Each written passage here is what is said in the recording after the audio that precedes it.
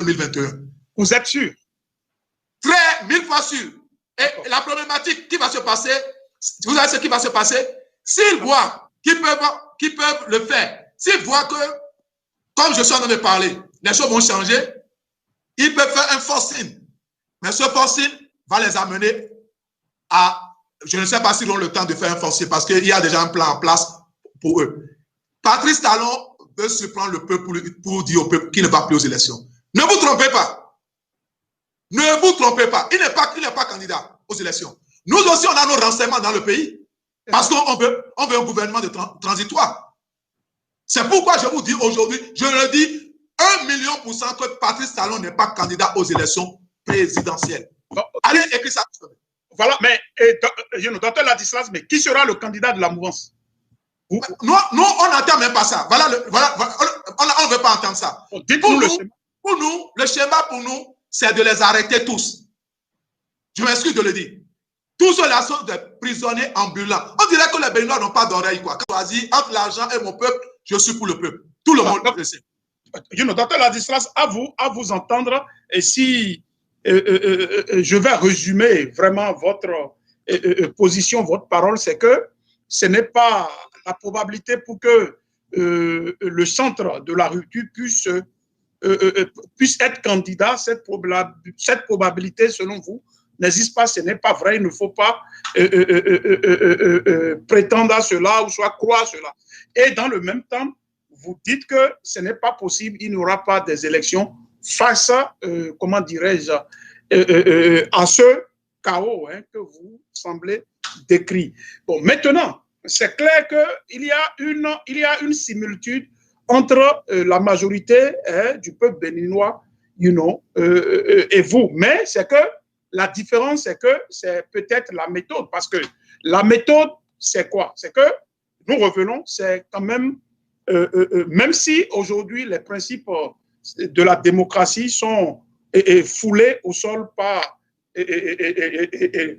ce pouvoir, mais le Bénin est quand même, il y a le référentiel, démocratie et paix. Donc, est-ce que vous ne pensez pas qu'une démarche beaucoup plus régalienne, pour, redéfinir les fondamentaux qui sont pratiquement à terre aujourd'hui, est le chemin le plus idéal?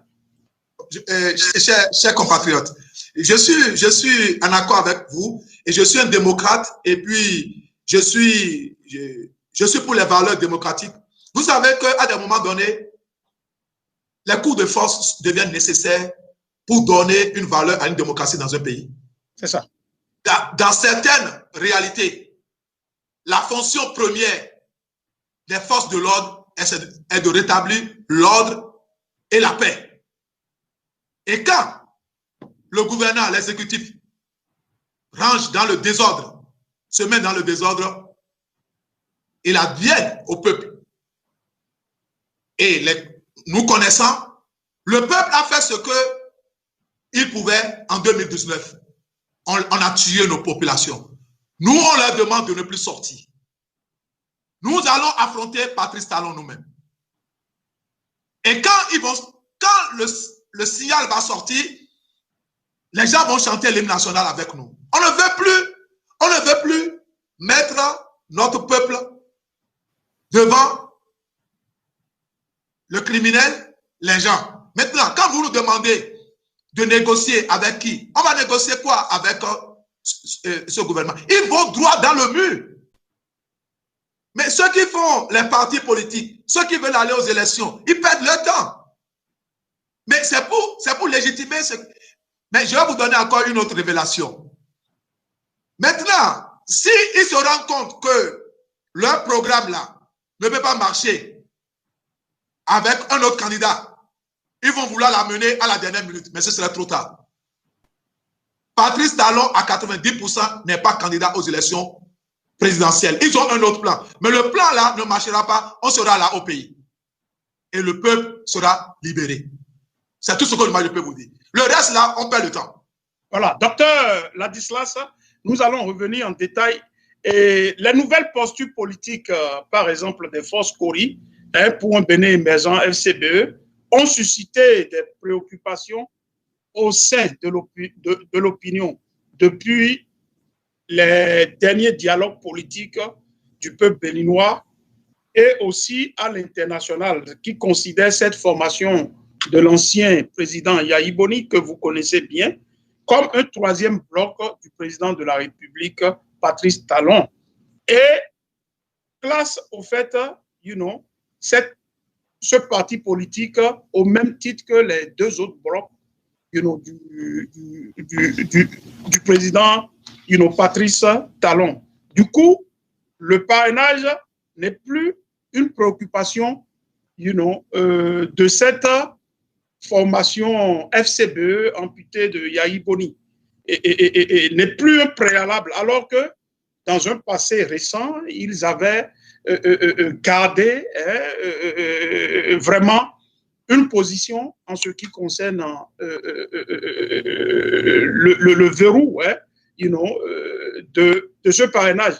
Donc, il y a vraiment, ils ont rassuré et disent que le parrainage n'est plus une problématique et qu'il faut le jeu est ouvert et que tout parti politique peut vraiment avoir le parrainage. Et ce qui continue de susciter beaucoup de réactions. Quelle est votre position? Quelle analyse faites-vous par rapport à cette position, cette nouvelle position des FCBE? Chers compatriotes, vous savez, quand je parle, il y a 2 mois, je l'ai annoncé au peuple béninois que le problème de parrainage ne sera plus un problème. Je savais, parce que nous sommes béninois. Parce que leur schéma, ils jouent avec le peuple béninois. Ils tentent. Ils font des jeux de dames avec le peuple béninois. Et je l'ai annoncé, comme je suis en train de vous dire, qu'il ne sera pas candidat. Qu'il n'y aura pas parrainage. Ils vont régler ça. Mais ils ont réglé ce problème de façon subtile. Ils ont impliqué FCBE. Est-ce que FCBE appartenait à Yahi Boni? Si ça appartenait, pourquoi ne pas aller en justice?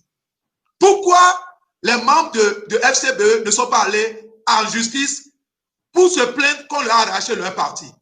Mais quand je parle, les gens n'arrivent pas à comprendre. Il y a eu de l'argent qui a été échangé. C'est pourquoi ils ne peuvent pas s'attaquer les uns les autres. Est-ce que vous avez vu un fondateur de FCBE se plaint devant une juridiction au Bénin?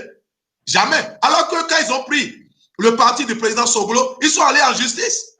Oui, ça c'est extrêmement important. Docteur Ladislas, c'est extrêmement important. J'aimerais que vous insistez sur cet aspect parce que c'est quand même pertinent. Quand les FCBE ont été arrachés de la main Yahi Boni, effectivement, il n'y a pas eu protestation devant les tribunaux. Vous savez, qu'est-ce que vous semblez dire? Bien sûr, parce qu'il y a eu des échanges d'argent.